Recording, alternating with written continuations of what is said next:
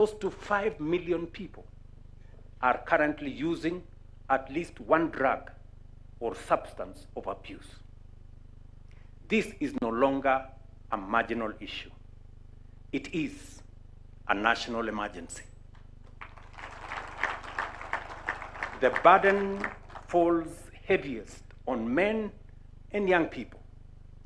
1 in every 3 Kenyan men in this age group uses drugs or abuses alcohol. Among young adults aged between 25 and 35, our most productive population, 1 in every 5 is affected. Over 1.5 million young Kenyans are being pulled away from opportunity into dependency. Alcohol, and I repeat, alcohol remains the most widely used substance, with more than 3.2 million current users. Initiation often occurs between 16 and 20 years, and in some cases, as early as 7 years, exposing children to lifelong harm before even adulthood begins. Kenya cannot grow. Kenya cannot compete or remain secure when millions are trapped in addiction. This crisis demands decisive national action. Accordingly, going into the new year, the government will confront alcohol and drug abuse as a national development and security emergency, backed by political will, expanded enforcement capacity, and coordinated action across government. We will establish a strengthened anti-narcotics unit within the Directorate of Criminal Investigations with operational capacity comparable to the Anti-Terrorism Police Unit. Fully resourced with modern surveillance, intelligence, forensics, financial investigation capabilities, the unit will operate as a permanent multi-agency formation, working closely with the National Authority for the Campaign Against Alcohol and Drug Abuse, NACADA, the National Intelligence Service, border management agencies, county governments, and international partners. To support this expansion, the unit's strength will be boosted from the current 200 to 700 officers through new recruitment and redeployment, all trained and equipped for national operations against high-level traffickers, financiers, and organized criminal networks.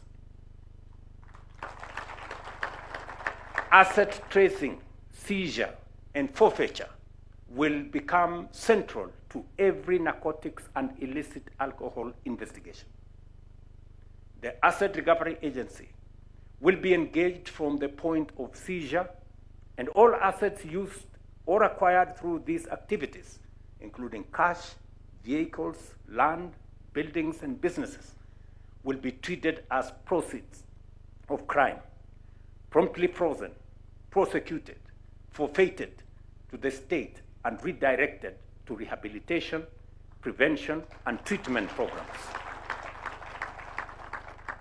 Recognizing these crimes as organized criminal enterprises, I urge the judiciary to consider establishing specialized courts to fast-track cases. And I will be consulting with the Chief Justice on how the executive can support this effort, including resourcing while fully respecting judicial independence. Border security will be strengthened through enhanced capacity for the Border Patrol Unit and the National Police Service, including modern surveillance technologies to monitor movement across our borders.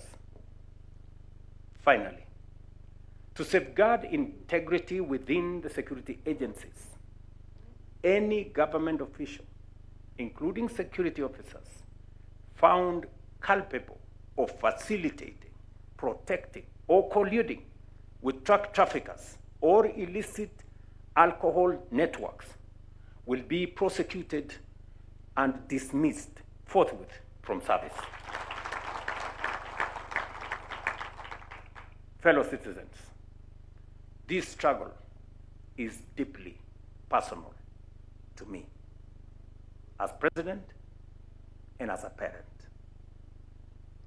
No law can replace parental guidance, community values, or early intervention in the lives of our children.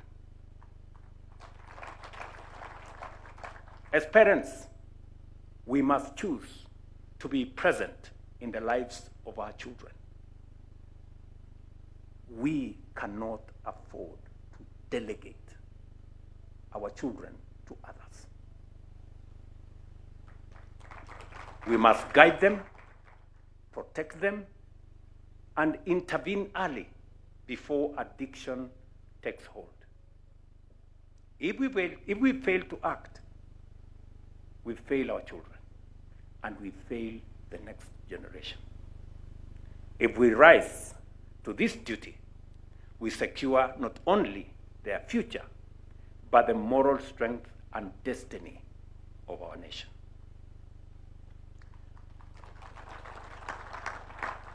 And just as we demand responsibility in our homes, we must demand the same at an even higher standard from those entrusted with leadership in our public life.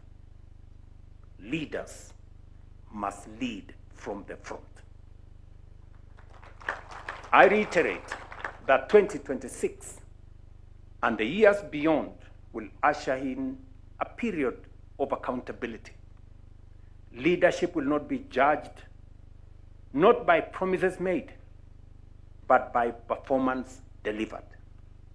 Not by the exuberance of youth or the longevity of service, but by results and a proven track record.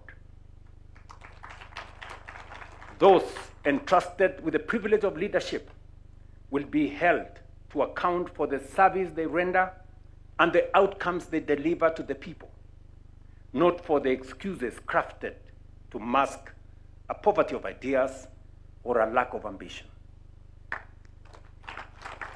The measure of leadership is impact, and that standard will apply to all.